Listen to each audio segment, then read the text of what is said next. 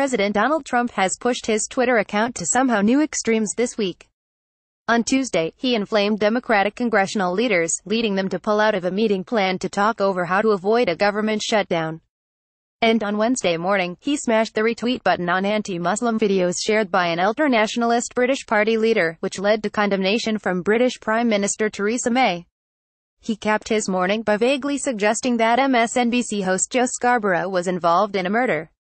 But anyone looking for Trump's supporters to declare that maybe he has finally crossed a line would be disappointed. The president's loyalists basically love it. Sometimes he tweets stuff that's on the mark, and sometimes it makes us uncomfortable, said former campaign official Brian Lanza. But he's right, we should be afraid of radical Islam. We are targets. Today we're talking about radical Islamic terrorism again and the travel ban, said a former top campaign aide, waving away the controversy over the source of the anti-Muslim videos. In the real world, no one gives a shit. The videos, titled Islamist Mob Pushes Teenage Boy Off Roof and Beats Him to Death, Muslim Destroys a Statue of Virgin Mary, and Muslim Migrant Beats Up Dutch Boy on Crutches, were shocking coming from the president of the United States, and drew immediate anger from British officials who have condemned their source, the nationalist Britain First Party. It is wrong for the president to have done this, May's spokesman said Wednesday morning. Britain First seeks to divide communities through their use of hateful narratives which peddle lies and stoke tensions. They cause anxiety to law-abiding people, Republican sends. Jeff Flake and Lindsey Graham were both critical of Trump's retweets, with Graham saying that he was legitimizing religious bigotry that would hurt relations with Muslim allies. The White House has largely brushed aside concern about the tweets, despite the tweet claiming to show a migrant assaulting a Dutch boy on crutches being a false video that has long circulated in anti-Muslim corners of the internet. White House Press Secretary Sarah Huckabee Sanders tossed aside questions about the video's veracity, saying Wednesday morning that whether it's a real video, the threat is real. His goal is to promote strong border security and strong national security. Deputy Press Secretary Raj Shah made a similar point when pressed by reporters on Air Force One on the way to Missouri. We think that it's never the wrong time to talk about security and public safety for the American people. Those are the issues he was raising with the tweets this morning. Across the pro-Trump corners of the internet, the tweets were celebrated as evidence of the president's media savvy. On 4chan's poll message board, which frequently espouses anti-Muslim and racist ideologies, anonymous commenters praised Trump's ability to drive press coverage with his Twitter feed. Trump's a genius. He's put the media in a no-win situation, one anti-Muslim commenter wrote of Trump's choice of retweets. Either they ignore his shit posts and lose out on viewers, or they look at his shit posts and show their viewers muzzies being muzzies. A number of Trump supporters feel that just by amplifying Britain First's message, Trump has forced the media to display views that align with their beliefs.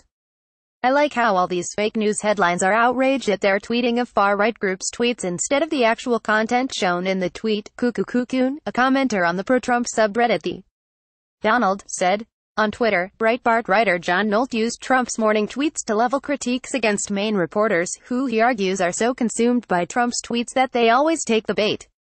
Trump's most impressive skill is being able to pull the elite media into pissing matches where they always reveal themselves to be liars, hypocrites, small, and self-righteous, he wrote.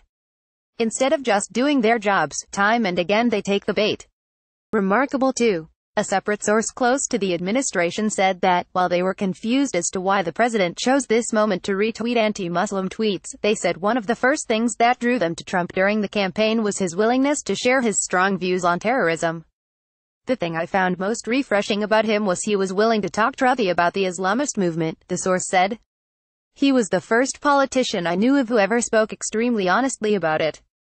Calling Trump's Twitter account the president's most powerful political offensive weapon in the world right now, Lanza said he wasn't worried that impulsive Trump tweets could endanger policy or negotiations, as they already did this week with Sen. Chuck Schumer and Rep. Nancy Pelosi. When he tweets, it's with a purpose, Lanza said. He showed Chuck and Nancy canceling a meeting over a tweet shows how unserious they are over negotiations. The former top campaign aide paused before declining to directly answer if there was some line or some area that Trump couldn't cross over on Twitter. The aide instead focused on Trump's 2016 victory. He found a way to turn blue states red, the source said. He's got his finger on the pulse of American voters. Even though Trump has regularly used his Twitter account since becoming president to lambaste political targets or make accusations of impropriety against people like Hillary Clinton, the tenor of his tweets this week have caught even jaded critics off guard. Simone Sanders, a strategist for Democratic Priorities USA who also serves as a CNN contributor, said that despite criticizing Trump every day, the last 48 hours had shown her that the president doesn't have a basic level of respect for his office. Retweeting those Islamophobic videos, that baseline is not there, she said. A lot of things he's done made me question if the baseline was there, but now I'm convinced it's not there. Trump has no filter and no boundaries that he will not cross, and that makes him a dangerous man. But Trump's supporters have been content to marvel at the man they see as the troll-in-chief. Breitbart chose to play Wednesday's retweets straight on its website, running a summary of the news with no editorial commentary on the tweets. Breitbart's commenters, however, were delighted by the president's feed. "Yep, President Trump, king of the trolls." The top comment on the article read, "Got a confidential tip. Submitted here."